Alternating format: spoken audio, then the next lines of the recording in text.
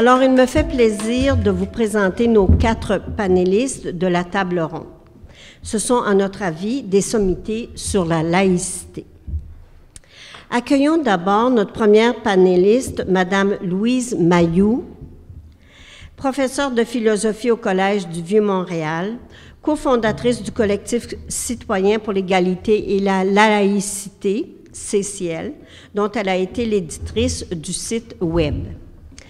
Elle est l'auteure de La laïcité, ça s'impose, aux éditions du Renouveau québécois 2011. Elle a collaboré au dictionnaire de la laïcité paru chez Armand Collin, également en 2011, de même qu'à l'ouvrage Le Québec en quête de la laïcité aux éditions Éco-Société 2011. Madame Mailloux s'intéresse, entre autres, à la philosophie de la laïcité, soit la dimension politique des religions, particulièrement celle de la critique des intégrismes religieux en lien avec les droits des femmes. Madame Mailloux nous dressera un panorama de la laïcité au Québec depuis ses origines jusqu'à la laïcité ouverte. Accueillons le deuxième panéliste, M. Daniel Barry, anthropologue et militant laïque. Il a présenté un mémoire ayant pour titre « L'approche judiciaire européenne de la gestion des accommodements religieux » à titre personnel de la commission de consultation des consultations sur les pratiques d'accompagnement reliées aux différences culturelles. Monsieur Barry nous entretiendra des jugements des cours canadiennes et européennes concernant les demandes d'accommodement religieux, de l'interculturalisme en tant que version québécoise du multiculturalisme canadien, des contradictions entre laïcité et laïcité ouverte et de la nécessité d'une charte de la laïcité au Québec. Accueillons maintenant notre troisième invitée, Madame Djemila Benhabib, bien connue non seulement dans la région, mais également au niveau international. Elle est l'auteure des livres « Ma vie à contre-Coran », une femme témoigne sur les islamistes, « Les soldats d'Allah à l'assaut de l'Occident » et son dernier « Des femmes au printemps ». Madame Benhabib est récipiendaire du prix international de la laïcité 2012, distinction décernée par le comité Laïcité République et présidé par Patrick Kessel, récompense une personnalité d'envergure internationale pour son engagement à la faveur de la laïcité. En 1997, Madame Benhabib arrive au Québec. Elle prépare une maîtrise en physique et 3 ans plus tard, s'inscrit à la maîtrise en sciences politiques et en droit international. En parallèle à ses études, elle devient correspondante permanente au Canada pour le journal francophone algérien El Vatan et fait de nombreux reportages à travers le monde, notamment au Maghreb et au Moyen-Orient. Forte de sa formation, de son vécu et de son expérience, Madame Benhabib va nous parler de la laïcité à travers le monde et, par le fait même, nous amène à découvrir les aspirations de millions de femmes et d'hommes qui ne souhaitent rien d'autre que l'égalité, la justice, la démocratie dans leur pays. Et nous accueillons maintenant notre 4e panéliste, Madame Josée Camara, sociologue. Madame Camara est responsable des régions Laurentides et Lanaudière au Conseil du statut de la femme. Le Conseil du statut de la femme est un organisme de consultation et d'études créé en 1973 en pleine Révolution tranquille. Il donne son avis sur tout projet soumis à son analyse relativement à l'égalité et au respect des droits et du statut des femmes. Madame Josée Camara va nous présenter l'avis du Conseil du statut de la femme qui a pour titre « Affirmer la laïcité, un pas de plus vers l'égalité réelle entre les femmes et les hommes ». Dans cet avis au gouvernement, le Conseil du statut de la femme présente sa vision de la laïcité au Québec, un principe essentiel à l'atteinte de l'égalité réelle entre les femmes et les hommes. Le Conseil croit que le gouvernement doit affirmer le caractère laïque de la société québécoise et lui fait des recommandations en ce sens. Finalement, accueillons Madame Michèle Sirois, qui agira comme modératrice lors des débats. Madame Sirois est anthropologue et spécialiste en sociologie des religions. Elle est co-auteure de Individus et société, Introduction à la sociologie 2008. Alors, je cède la parole à Madame Sirois. Merci. J'aimerais compléter. Je suis aussi coordonnatrice de la Coalition Laïcité Québec, qui vient de publier un manifeste dans Le Devoir vendredi pour le 8 mars. Bon, alors nous avons 1 heure, donc 15 minutes chacune. J'ai l'odieux de montrer des petits cartons, 5 minutes, 2 minutes. Je vais essayer de faire ça quand même avec souplesse, mais fermeté. Et donc, nous avons 1 heure. Et après, il va y avoir une demi-heure d'échange entre la salle, si vous avez des questions. Alors, ce sera pour des questions courtes, le plus possible. Et puis, vous pourrez vous adresser, mais on va revenir quand on sera rendu à cette étape. Alors, la laïcité au Québec est l'avenir. Alors, je cède d'abord la parole à Mme Louise Mailloux, qui est la première à parler pour notre table ronde. Alors, 15 minutes. Allez. Alors, bonjour, mesdames, messieurs. Merci pour l'invitation de la part du Centre Rayon Femmes, Thérèse de Blainville. Alors, je vais direct dans le sujet. Une société laïque, c'est d'une manière générale une société où la loi des hommes prime sur la loi divine. Une société où la Torah, la Bible et le Coran ne remplacent pas les lois civiles et où la croyance de certains ne doit pas devenir la loi de tous. L'État laïque est neutre.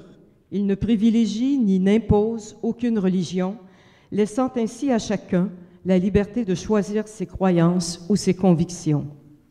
Cela s'appelle respecter la liberté de conscience.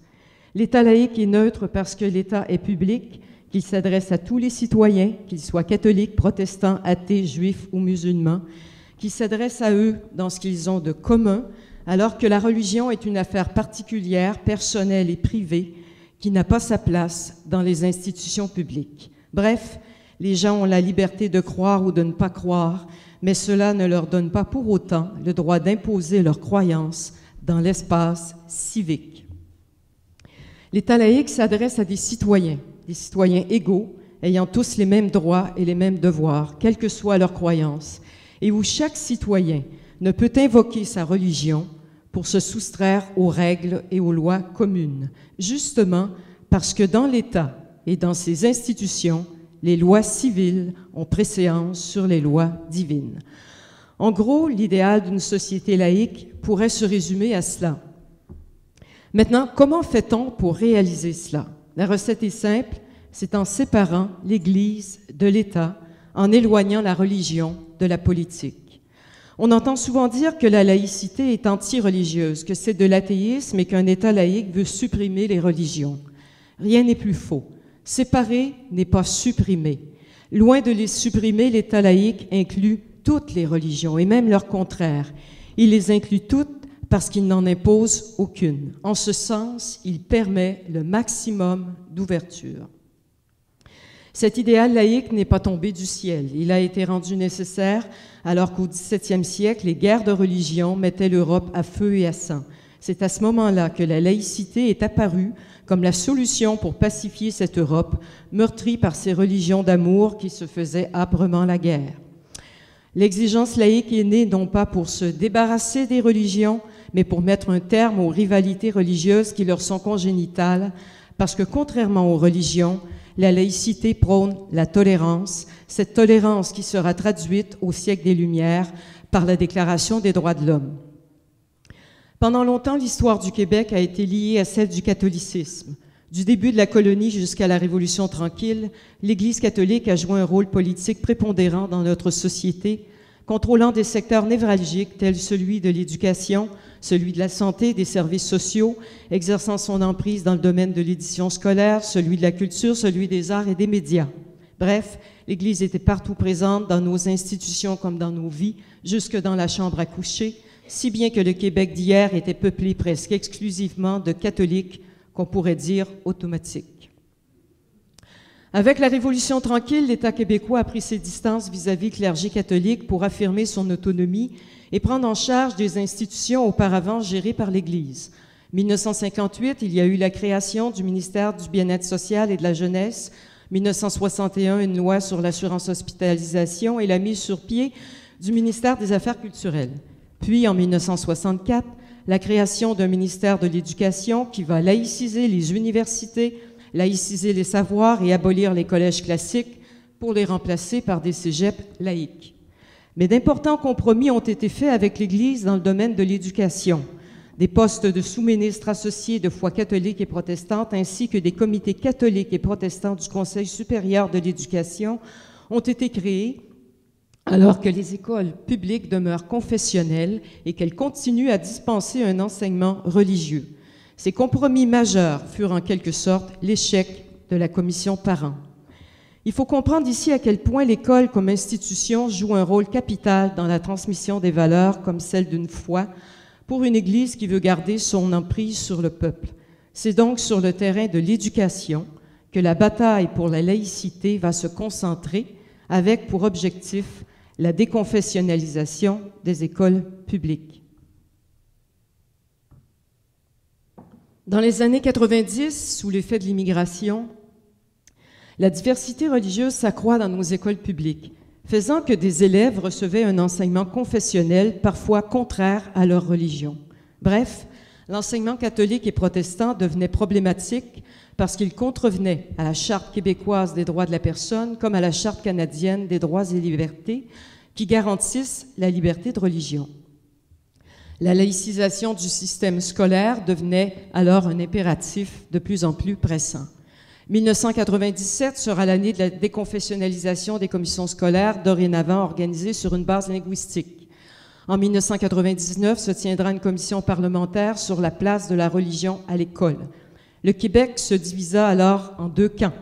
D'un côté, les partisans de la majorité historique qui souhaitaient le maintien de l'enseignement religieux, et de l'autre, les partisans de l'égalité qui souhaitaient son abolition, alléguant que cet enseignement constituait un privilège accordé aux catholiques et aux protestants qui violait l'égalité des droits protégés par les chartes. Dans le camp des partisans de l'égalité se trouvaient les syndicats, des groupes féministes, tels le Conseil du statut de la femme et la Fédération des femmes du Québec, ayant Françoise David comme présidente et Manon Massé, vice-présidente, des catholiques de gauche, voulant s'éloigner de l'autoritarisme de Rome, et des laïcs regroupés autour du mouvement laïque québécois. Tous étaient unanimes à exiger au nom de l'égalité des droits la laïcisation totale du système scolaire. Tous ces gens reconnaissaient qu'une école laïque, qu'une école sans religion est une école ouverte à tous, quelles que soient les croyances ou les convictions de chacun. C'était la belle époque, celle où tout le monde communiait à la même table, celle où les féministes défendaient la laïcité, celle où la gauche défendait la laïcité, celle où les catholiques de gauche défendaient aussi la laïcité, et celle où les militants laïcs n'étaient pas traités de racistes ou d'islamophobes. Mais c'était surtout l'époque où il n'y avait qu'une seule laïcité, qui étonnamment n'était ni rigide, ni stricte, ni fermée. Une laïcité si parfaite que personne au Québec ne parlait de laïcité ouverte. Que s'est-il passé pour que le mouvement féministe et la gauche soient maintenant divisés sur cette question et que le seul parti politique qui veuille avancer dans ce dossier se fasse traiter de raciste et de xénophobe, alors que les laïcs qui s'opposent au voile et au crucifix passent pour des talibans qui veulent dynamiter les églises, changer les noms des rues et des villages et faire la chasse aux musulmans?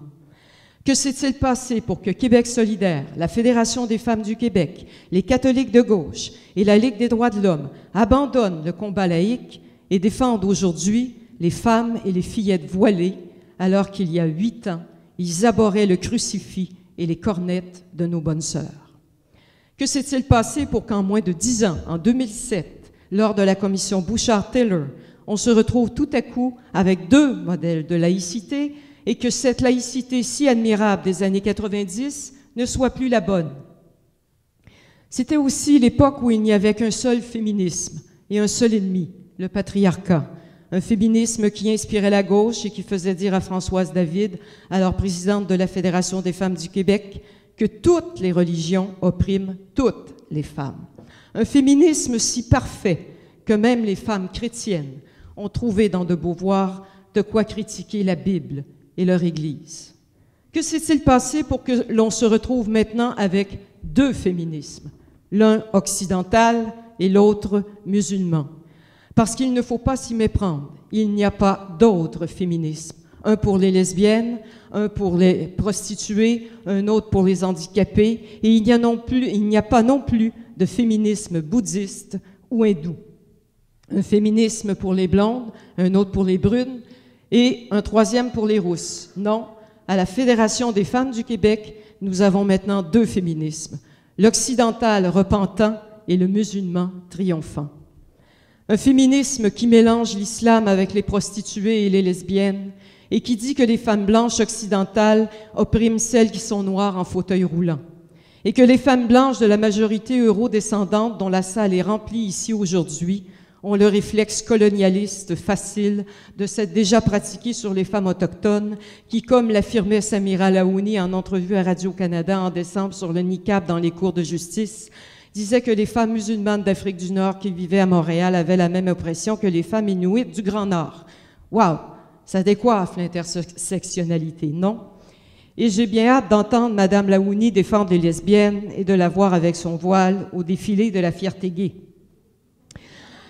Les années 90, c'était aussi l'époque où il n'y avait qu'une seule religion. Pas de chrétiens modérés qui font de la religion, ni de christianistes radicaux qui font de la politique, et pas de christianophobie non plus. Non, rien que des chrétiens, point. Mais que s'est-il passé? Je pourrais vous dire qu'au Québec, avec l'immigration des dernières décennies, la présence de l'islam et de ses femmes voilées, la présence de militants islamistes qui multiplient les organisations, étendent leur réseau et leur influence dans notre société, que tout ceci a eu pour effet de remettre en question la culture laïque de nos institutions publiques. Je pourrais aussi vous dire que la gauche étant anti-américaine de naissance, anti-israélienne et pro-palestinienne, défend inconditionnellement les musulmans au lieu de défendre la laïcité. Je pourrais vous dire que la Fédération des femmes du Québec est infiltrée depuis quelques années par des militantes islamistes, voilées ou pas, qui se retrouvent dans des instances décisionnelles et dont certaines défendent la charia. Pas des femmes sikhes ou bouddhistes sur ces comités, mais des islamistes. Je pourrais également ajouter que les catholiques de gauche qui militent dans l'anonymat, à Québec solidaire, à la Fédération des femmes du Québec et à la Ligue des droits de l'homme, voient dans l'islam, pour qui la laïcité est une hérésie, une occasion inespérée de ramener la religion dans l'espace public. Et que tout ce beau monde communie à la sainte table de la laïcité ouverte, cette fausse laïcité ne visant qu'à redonner aux religions une visibilité et une légitimité dans nos institutions publiques. La laïcité a changé et le féminisme a changé aussi. Ils ont été contaminés par le multiculturalisme et l'islamisme. La laïcité est devenue ouverte et le féminisme est devenu pluriel et insignifiant. De neutres, d'égalitaristes et d'universels qu'ils étaient, chacun est devenu, en l'espace d'une décennie, particulier, occidental, colonialiste et impérialiste. Dans le rapport Bouchard-Taylor, la laïcité n'est plus neutre, mais elle devient le reflet des valeurs de la majorité, d'une majorité tyrannique à l'endroit des minorités, d'une majorité dont les valeurs collectives sont discriminatoires à l'égard des autres. Une majorité dont on se fout éperdument qu'elle soit une nation, une majorité qui, de l'Abitibi jusqu'aux îles de la Madeleine, est raciste et colonialiste, une majorité qui, avec son histoire et sa culture, devient suspecte et que l'on doit absolument neutraliser. Dans le féminisme multiculturel de la Fédération des femmes du Québec, le féminisme n'est plus neutre non plus, mais impérialiste et colonialiste, parce qu'il reflète les valeurs de la majorité, de celles des femmes blanches, occidentales, racistes et colonialistes. Ces femmes qui se sont battues et qui ont changé le monde, si bien que l'on dit du XXe siècle qu'il a été le siècle des femmes. Nous sommes rongés par le multiculturalisme et son cancer relativiste qui tolère n'importe quoi sous prétexte que c'est différent.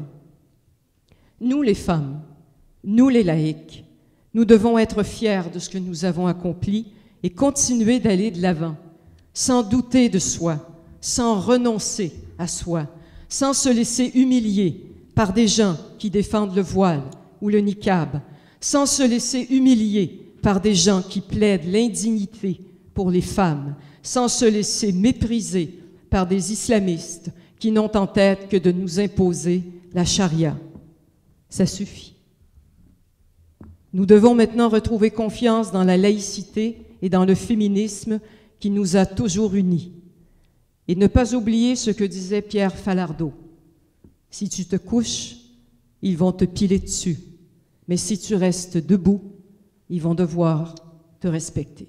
Je vous remercie.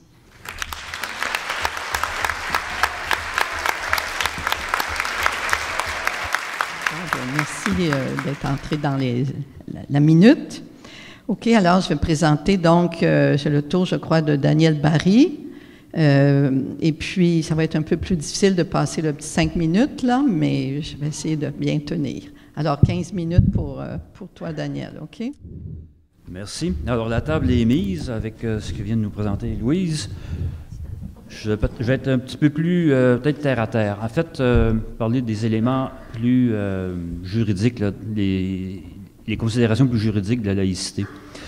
On a eu cette semaine, dans l'actualité, un très bel exemple de la nécessité de la laïcité pour atteindre le respect des droits des femmes, l'égalité entre hommes et femmes.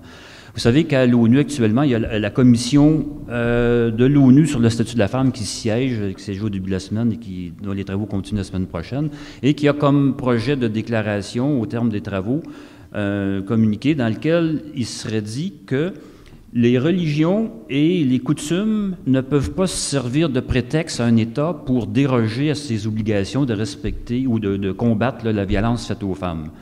Eh bien, vous avez le Vatican, l'Iran et la Russie qui font du travail de coulisses pour bloquer cette résolution-là.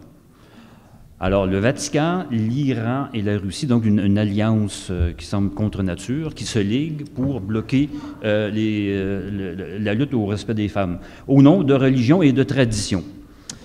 Aucune religion ne reconnaît l'égalité entre hommes et femmes et aucune religion ne la pratique dans les faits. Donc, il y a nécessairement confrontation quand on veut défendre ce droit dans des lois civiles et qu'on veut en même temps laisser la place aux religions. En fait, où sera la barrière de l'intrusion du religieux dans l'État? C'est un des enjeux de la laïcité. La question de l'égalité homme-femme, c'est un des enjeux, mais évidemment, la laïcité ne se limite pas à celui-là. Je voudrais vous apporter d'autres éléments qu'il faut mettre sur la table. On pourrait très bien avoir une situation où l'égalité entre hommes et femmes est garantie et assurée dans la pratique. Là, imaginons un cas tout à fait idéal et hypothétique. Il subsisterait quand même d'autres problèmes liés à la laïcité. Par exemple, qu'est-ce qu'on fait des prières dans les assemblées municipales? Qu'est-ce qu'on fait des subventions publiques aux écoles privées confessionnelles? Qu'est-ce qu'on fait de l'exemption fiscale et des exemptions de taxes aux associations ou corporations religieuses? Peut-être que tout ça est correct, là, mais ça se discute au nom de la laïcité. Qu'est-ce qu'on fait du cours de culture religieuse? Est-ce que c'est cohérent avec une école supposée laïque, avec un État laïque? Qu'est-ce qu'on fait des signes religieux qui ne sont pas porteurs d'inégalité? Est-ce qu'on va combattre le hijab et accepter le turban? Donc, la laïcité est beaucoup plus large que cette question du féminisme, mais le féminisme est un enjeu important. On a eu récemment, en fait, le dernier cas des accommodements religieux qui s'est rendu en Cour suprême, c'est celui du niqab, là, un jugement de la Cour suprême qui date de décembre. La Cour suprême a accepté le principe là, que des femmes puissent témoigner à la Cour vêtues du niqab. Donc, on ne parle pas seulement du hijab, c'est le niqab donc, qui couvre le visage. Depuis le jugement sur le kirpan à l'école jusqu'à celui-là du niqab, on avait eu l'impression que la Cour suprême il y a eu une certaine évolution dans les jugements de la Cour suprême qui a commencé à reconnaître le principe que ceux qui réclament des accommodements religieux ont aussi un effort d'intégration, un effort d'adaptation à faire. C'est entre autres assez évident dans le jugement sur les Hutérites qui, en Alberta, refusaient de se faire photographier pour avoir fait, parce que la province venait d'adopter une loi qui obligeait d'avoir sa photo sur le permis de conduire. Les Hutérites refusaient la photographie au nom d'un principe religieux là, qui ont déterré de la Bible. En fait, le même principe qui amène les talibans à refuser l'illustration de corps humains dans des manuels de médecine et qui ont dynamité les Bouddhas parce que c'est de la représentation, ce sont des idoles. Alors, au nom de ce principe-là, les Hutérites refusaient de se faire photographier. La Cour suprême a décidé que c'est une obligation, c'est une limite acceptable à la liberté de religion.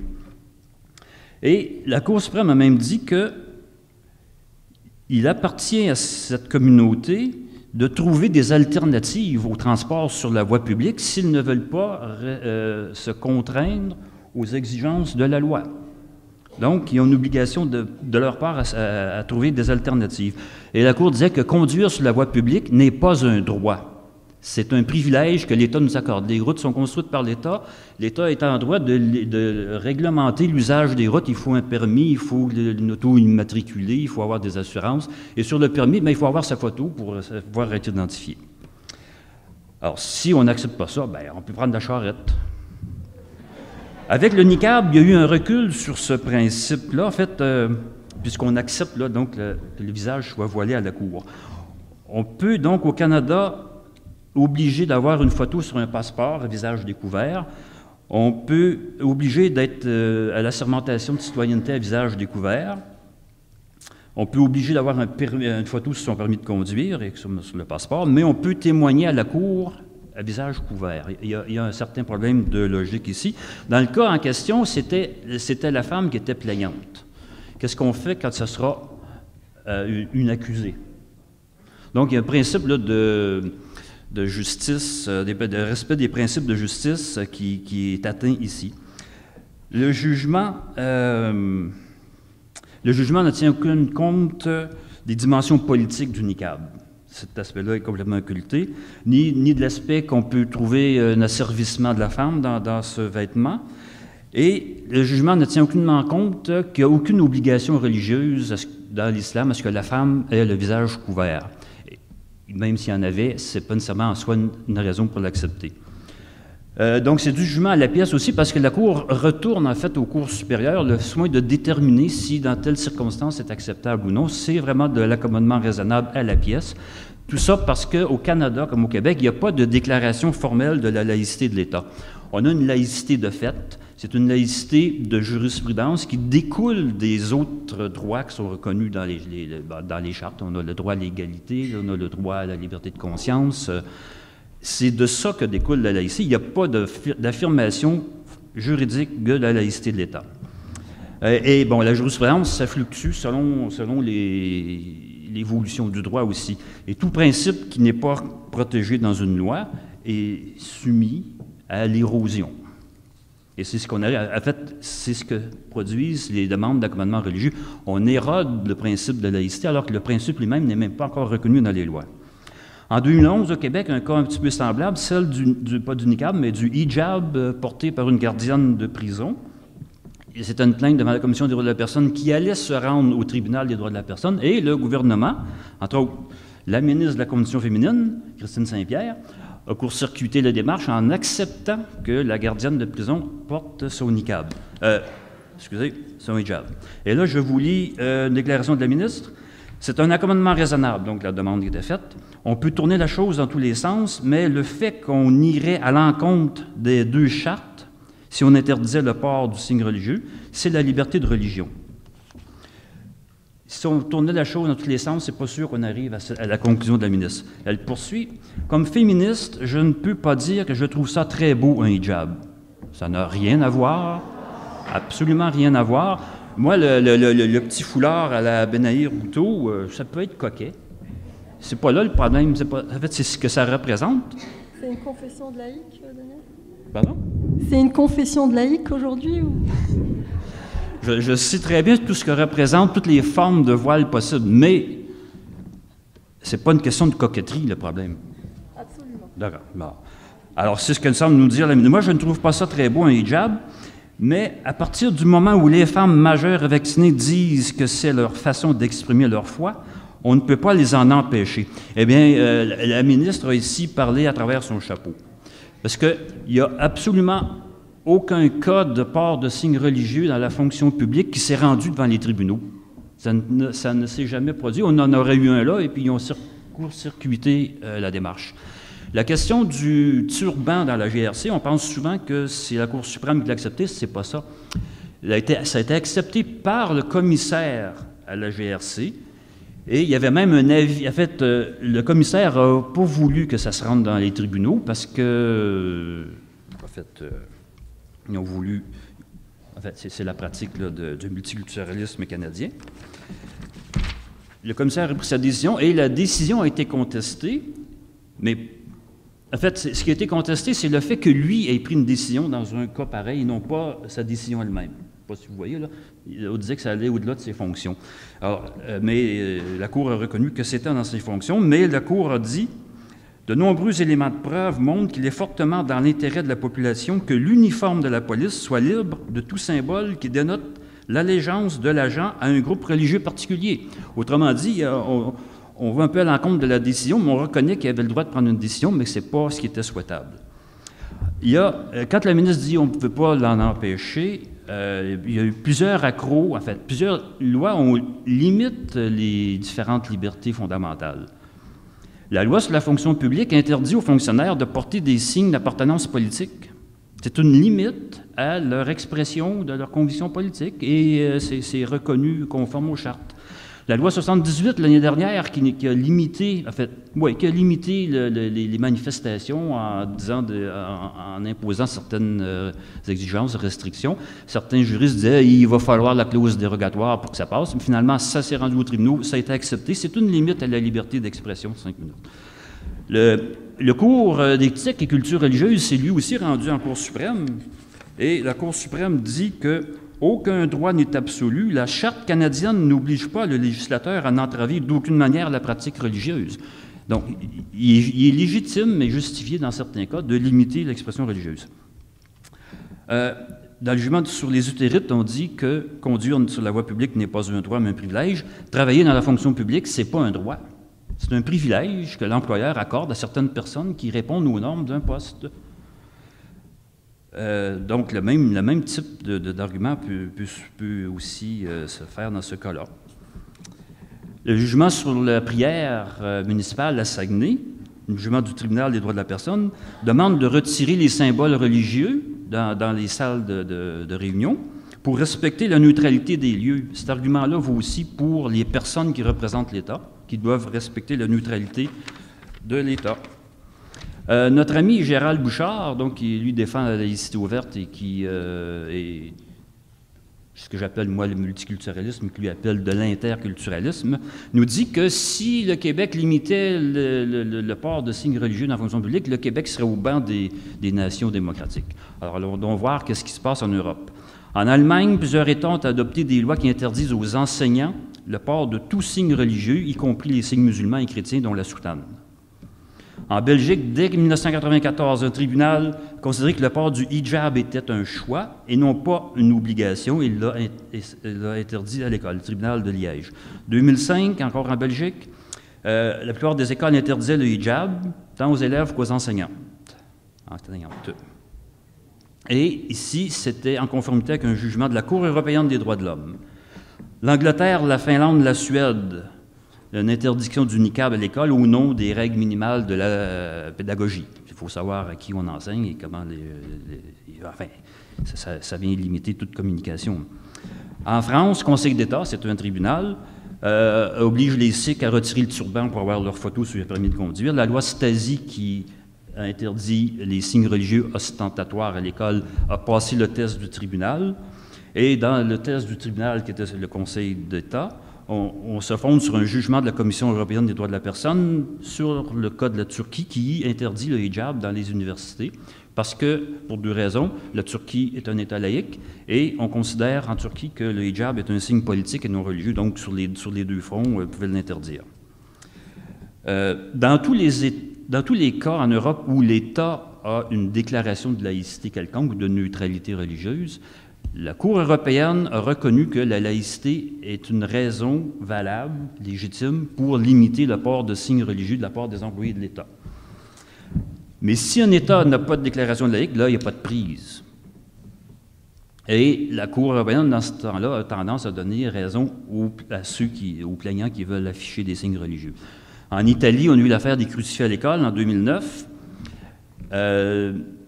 Ici, la Commission européenne des droits de l'homme a fait, oui, il y a eu 2 jugements là-dessus, a reconnu que la présence de crucifix à l'école, c'était contraire au droit des parents d'avoir une éducation conforme à leurs convictions. Autrement dit, la présence de signes religieux venait à l'encontre des convictions, pouvait venir à l'encontre de convictions de parents qui n'étaient pas chrétiens ou pas croyants. Ça a été renversé en appel, toujours à la Commission des droits de la personne, encore là parce que l'Italie n'avait pas de déclaration de laïcité. On dit dans le jugement, les autorités italiennes, en regardant le crucifix, ont agi dans les limites de la latitude dont dispose l'Italie. En Angleterre, 15 janvier, donc un jugement très récent, toujours de la Commission européenne des droits de l'homme. Ici, on avait une plaignante, en fait, une employée de British Airways, qui voulait porter une croix par-dessus l'uniforme exigé par la compagnie. La compagnie n'a pas accepté. 2 tribunal de première instance en Angleterre a donné raison à la compagnie. En appel, la Cour d'appel a aussi donné raison à la compagnie. Ce jugement-là a été renversé par la Cour européenne des droits de l'homme. Pour 2 raisons. En fait, il s'agit d'une entreprise privée. Et l'Angleterre n'a pas de loi pas de déclaration de laïcité. Et en plus, British Airways avait déjà accepté qu'une de ses employées porte le hijab. Alors, ça n'a plus de sens, là. On ne peut pas accepter le hijab puis interdire la croix.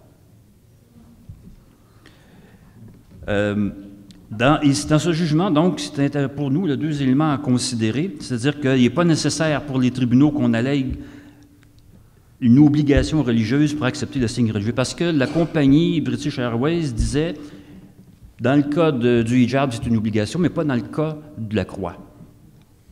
Alors, les tribunaux, non, le tribunal, en tout cas, de l'Européen, n'a pas tenu compte de cet élément-là. Et ici, ça nous montre aussi les limites là, de nos... Et là, j'ai une dissidence par rapport à l'avis du Conseil du statut de la femme. La question que le signe soit ostentatoire ou non, ça ne transparaît pas là-dedans. La croix, par exemple, ici, j'ai le symbole de l'humanisme, c'est ostensible, c'est visible, mais ce n'est pas ostentatoire, ça ne vise pas à en mettre plein la vue, et à dire, voici quelle est ma conviction, ralliez-vous à moi, ou si vous êtes différent, je ne veux pas me distinguer de façon ostensible, c'est-à-dire de façon ostentatoire de cette façon. Alors, il y a un problème, je termine là-dessus. C'est une limite... en fait, mon avis, c'est que la loi devrait viser les signes visibles et non pas les signes seulement ostentatoires, parce qu'on ne pourrait pas interdire une croix, puis accepter. Quand est-ce qu'une croix va être ostensible plutôt qu'ostentatoire? Ça n'a plus aucun sens. Et surtout, c'est que ce type d'argument va faire dire à ceux qui portent des signes ostentatoires que votre laïcité, mais c'est pour les autres.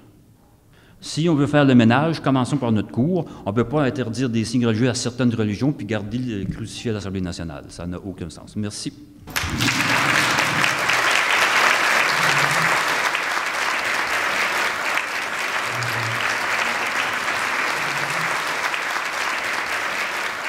Merci, M. Daniel Barry. Alors, je passe la parole, essayez de restreindre à 15 minutes, à Mme Djemila Benhabib. Alors, allez-y. Merci. Je pense que je vais être beaucoup plus courte. Tout a été pratiquement dit. Donc, l'exposé de Louise a été très intéressant et celui de Daniel également. J'ai des petites choses à dire, à ajouter, bien évidemment. Merci pour l'invitation. Merci d'être là en grand nombre pour parler d'un sujet qui nous tient à cœur tous. À savoir donc la laïcité, la complexité en fait des questions que pose la laïcité dans la cité. Au cours donc du printemps dernier, je me suis rendue dans 2 pays importants du monde arabe, à savoir la Tunisie et l'Égypte.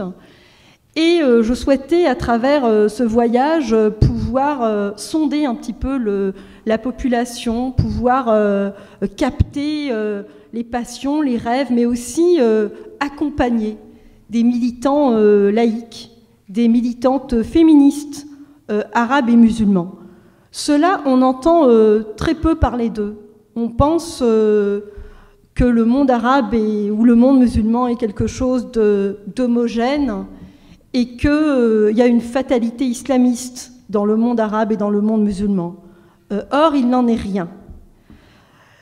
Aujourd'hui, on assiste à une confrontation extrêmement violente entre, d'une part, une société qui est active et qui veut vivre dans la démocratie, qui veut vivre dans la justice, et un camp islamiste extrêmement fort, bien organisé, bien financé, qui a remporté des élections législatives, et y compris des élections présidentielles. Donc si vous voulez, cette confrontation entre modernité et tradition, cette confrontation entre laïcs d'une part et islamistes, obscurantistes d'autre part, était-elle évitable? Ou bien, en d'autres mots, aurait-on imaginer ou anticiper cette confrontation-là? Alors, bien entendu, ceux qui observent le monde musulman depuis longtemps, le monde arabe depuis longtemps, ceux qui le connaissent, avaient prédit cette confrontation.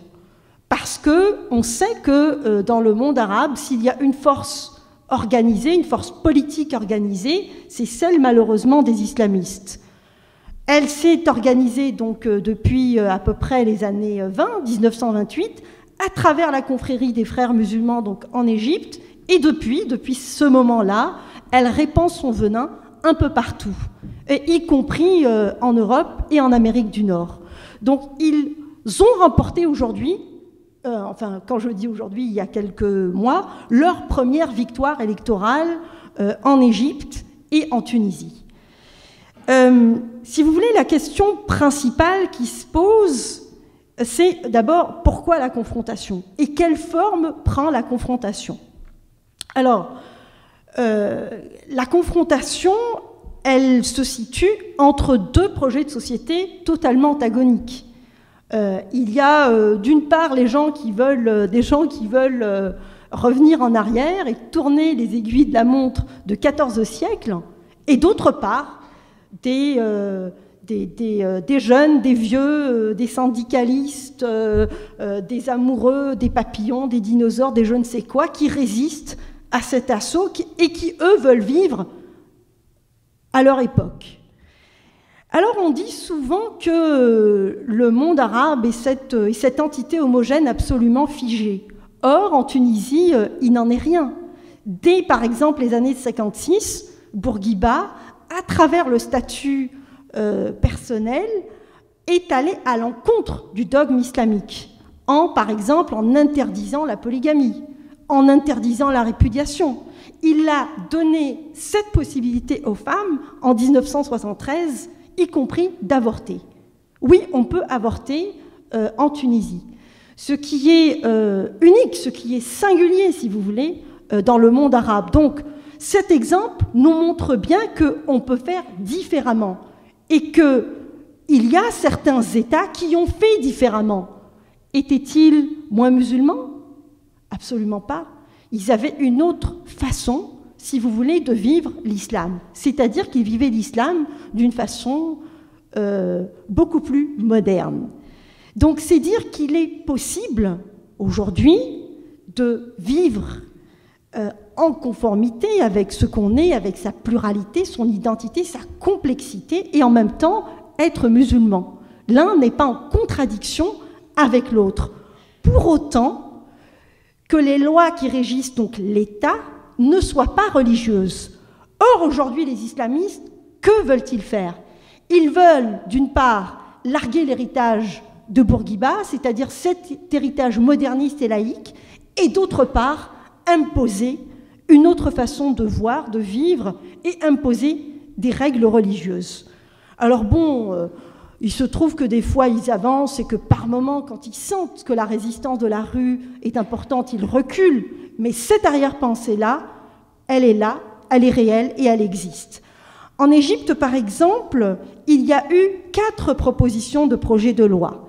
La première, ça a été de baisser l'âge du mariage de 18 ans à 14 ans.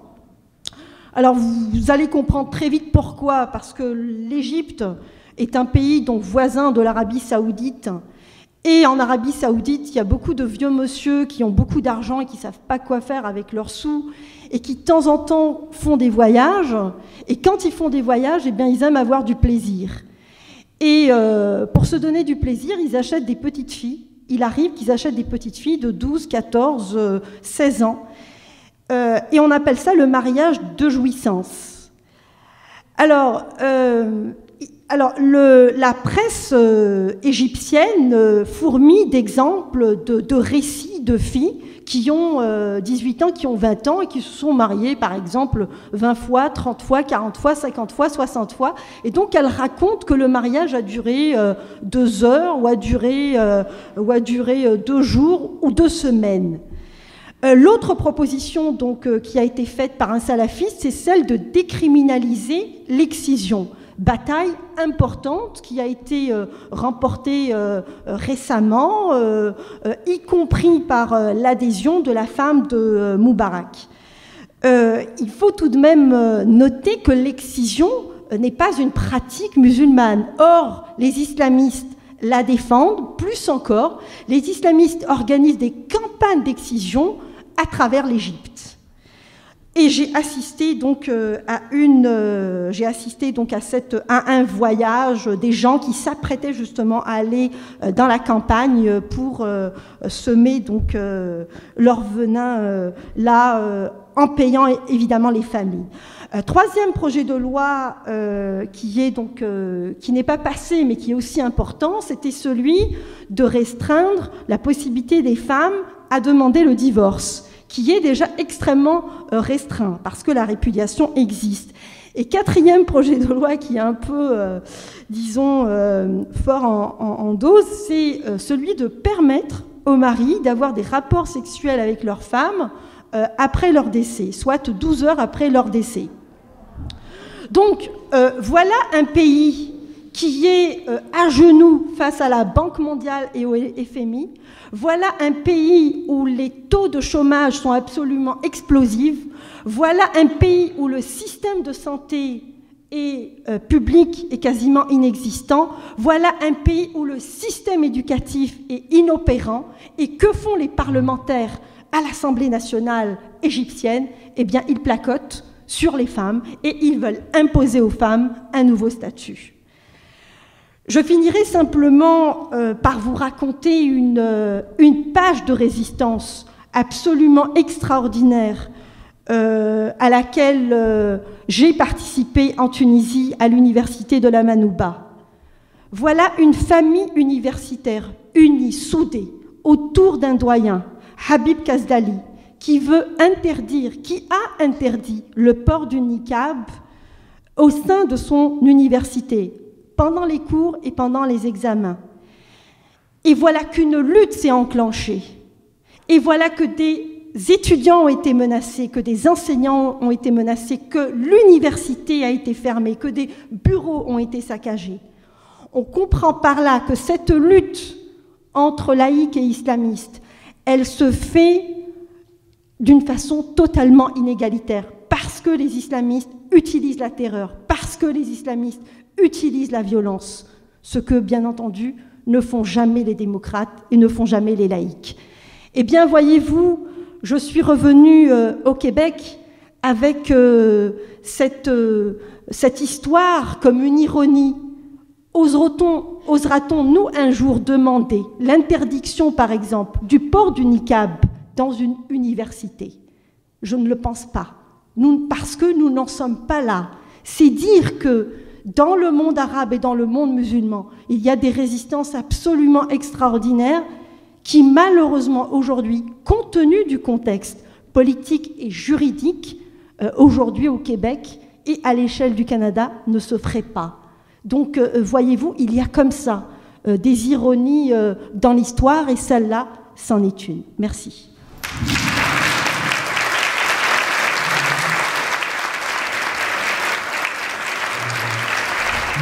Merci, Madame Benhabib, de nous avoir fait voyager dans la défense des droits des femmes et des attaques, malheureusement aussi. Alors, je vais présenter Madame Josée Camara du Conseil du statut de la femme, qui avait fait un excellent avis, d'ailleurs, sur la laïcité. Alors, je lui donne aussi un 15 minutes. Merci. Merci. Je suis ici pour vous présenter la position du Conseil en matière de laïcité. Une position qui est exposée dans son avis « Affirmer la laïcité, un pas de plus vers l'égalité réelle entre les femmes et les hommes ». Un avis, une position du statut de la femme qui demande au gouvernement de modifier la Charte québécoise des droits et libertés de la personne pour y inclure le principe de laïcité. Une position clairement contre la laïcité ouverte, et des recommandations des mesures concrètes pour permettre que cette laïcité se concrétise au sein de l'État. Le Conseil, qui est un organisme gouvernemental indépendant, s'intéresse depuis longtemps à la question des droits des femmes et de la diversité religieuse, s'intéresse depuis longtemps aux liens qui existent entre l'Église, le religieux et le politique. Convaincu que les changements et les choix collectifs qu'on va faire dans ces domaines peuvent avoir un impact majeur sur l'égalité entre les femmes et les hommes. D'ailleurs, dans les actes du colloque Diversité de foi, égalité de droit qui ont été publiés en 2006, et dans son avis Droit à l'égalité entre les femmes et les hommes et diversité religieuse, publié en 2007, le Conseil démontrait que c'est le droit à l'égalité entre les femmes et les hommes qui est le plus susceptible de souffrir des accommodements pour motifs religieux. Il recommandait, entre autres, dans ces deux avis, que soit modifiée la Charte québécoise pour renforcer la protection de ce droit fondamental et structurant de notre société, pour faire en sorte que le droit à la liberté religieuse ne puisse en aucun temps être interprété comme pouvant y porter atteinte. En cas de conflit entre ces deux droits, liberté religieuse et droit à l'égalité, le Conseil pense que le droit à l'égalité entre les sexes peut justifier une limite à la liberté religieuse. Ainsi, en 2008, suite à cette recommandation, le projet de loi 63 a modifié la Charte québécoise en y ajoutant dans le préambule un considérant qui spécifiait l'égalité entre les femmes et les hommes et en ajoutant un article 51 qui précisait que les droits et libertés énoncés dans la Charte étaient garantis également aux femmes et aux hommes. Dans cet avis affirmé la laïcité, dont vous avez une synthèse qu'on vous a distribuée, cet avis-là a été publié en 2011. Il a été commandé dans un contexte marqué par la montée des intégrismes, la montée de la droite religieuse, un contexte marqué par des controverses autour des demandes d'accommodement, des débats publics autour des demandes d'accommodement. Un contexte aussi marqué par la commission Bouchard-Taylor. Il y avait quand même beaucoup d'effervescence autour de cette tournée québécoise, Bouchard-Taylor. Et un contexte qui a interpellé le Conseil qui sentait le besoin de réaffirmer sa position claire en faveur d'un État laïque et de réitérer l'importance pour le maintien et le développement des droits des femmes d'une séparation claire entre le politique et le religieux. Dans son avis, le Conseil montre que de tout temps, les grandes religions monothéistes, christianisme, islam ou judaïsme, qui sont nées, il faut toujours garder ça en tête et se rappeler, qui sont nées à un moment dans l'histoire, qui sont nées dans un contexte historique, qui sont nées dans une organisation sociale patriarcale, que ces religions de tout temps ont été discriminatoires et oppressantes pour les femmes et les ont réduites très souvent à leur seul rôle de reproductrice, de mère ou d'épouse. Au Québec, les grandes étapes de la marche des femmes vers leur égalité montrent à quel point égalité des femmes et religion sont incompatibles. L'exemple de la lutte pour l'obtention du droit de vote entre autres, une lutte de 30 ans et quelques, est un exemple patent de la résistance du clergé et de son acharnement à vouloir maintenir les Québécoises dans un état de soumission et dans un espace privé. Histoire qui rappelle aussi que l'émancipation des Québécoises n'est pas le fruit d'une réinterprétation des Écritures saintes ou d'un repositionnement quelconque du clergé. Histoire qui nous rappelle que finalement, cette émancipation s'est faite, découle essentiellement d'une transformation en profondeur de nos institutions, une émancipation qui était associée à la laïcisation de notre société, amorcée, on doit se rappeler, dans les années 60. Alors le débat, c'est un autre point important souligné par le Conseil. La question de la laïcité au Québec, comme pour le Conseil du statut de la femme, n'est pas nouveau, n'est pas récente. L'intérêt soulevé par cette question-là n'est pas récent. Et ne date pas, par exemple, des événements de septembre 2001 ou de l'augmentation d'une immigration en provenance des pays du Maghreb, comme plusieurs personnes peuvent le penser. Chez nous, le débat de la laïcité remonte à beaucoup plus loin que ça. Cette vision discriminatoire demeure encore aujourd'hui. On n'a seulement qu'à penser au refus catégorique du Vatican de permettre aux femmes d'accéder au sacerdoce. On peut penser aussi à l'opposition pour les questions de reproduction, contraception et avortement, la position du Vatican qui n'a pas bougé d'un iota là-dessus. On peut aussi, en outre, se questionner sur les liens actuels entre certains groupes chrétiens radicaux et l'actuel gouvernement canadien. On peut aussi s'inquiéter des billes privées qui sont déposées et qui visent essentiellement à rouvrir le débat sur l'avortement. Menace très actuelle aux droits chèrement obtenus par les femmes. Cette incapacité des religions à traiter les femmes et les hommes sur un pied d'égalité font, aux yeux du Conseil, que la laïcité de l'État québécois, comme principe structurant, et l'adoption des mesures pour qu'elles puissent se concrétiser sont essentielles à la préservation et à l'amélioration des droits des femmes. La laïcité, c'est un mode d'organisation qui permet d'harmoniser 3 grands principes: la liberté de conscience, la séparation de l'Église et de l'État et l'égalité entre les citoyennes et les citoyens. La laïcité fait en sorte que l'on détermine quelles sont les sphères des pouvoirs religieux et politiques.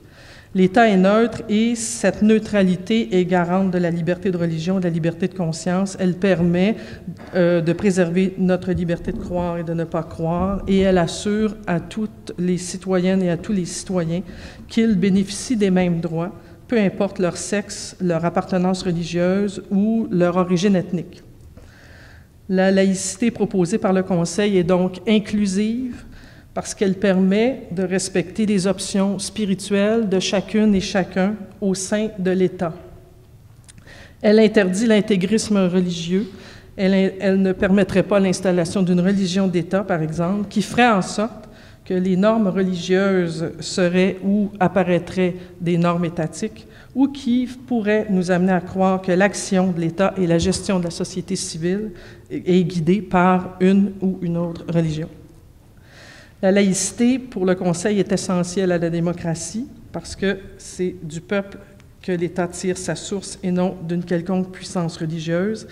Les élus ne sont pas nommés par une puissance suprême, mais bien par les citoyens et les citoyennes. Le Conseil fait des recommandations pour que puisse s'affirmer cette laïcité de l'État québécois. À ses yeux, et c'est là une de ses recommandations, la laïcité ouverte n'est pas une avenue qu'un Québec respectueux de l'égalité entre les femmes et les hommes peut continuer d'emprunter. Le Conseil rejette ce mode de gestion du religieux dans l'État parce qu'il ouvre la porte aux atteintes à l'égalité des femmes, qu'il autorise des manifestations religieuses visibles, souvent sexistes, au sein des institutions de l'État, qu'il entretient la confusion entre le politique et le religieux, qu'il attise les tensions sociales en raison de l'absence claire de règles, en l'absence de règles claires, et du traitement au cas par cas, et qui permet, sous le couvert de la liberté de religion, des revendications de nature politique.